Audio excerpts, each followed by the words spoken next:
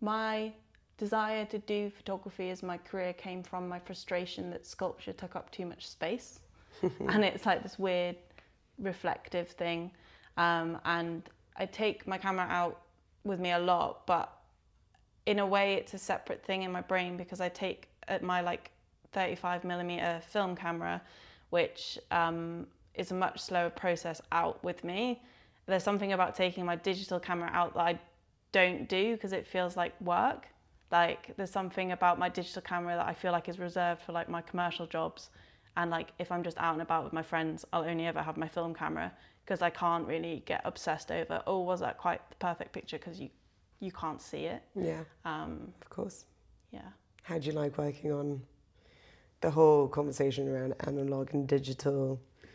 I mean, both are, I guess, you have a different relationship to both, right? One can be instantly looked at and have multiple, and you can research and test and sort of edit them in a way that is so much more instant than the analog.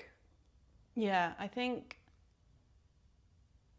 I prefer analog, but I've like modified the way I work with digital photos to match my analog process. I think I mentioned to you before, when I edit my digital photos, I have to have a moment where I stop and I say, okay, I'm not going to look at this for 24, 48 hours and then come back and look at it again.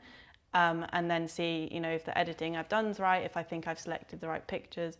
And I think there's more of that distance with analog, which I think is really what I like about it. Is it's been so long since you took the photo that you can't really remember what you wanted the photo to be. You can only like see the photo for what it is,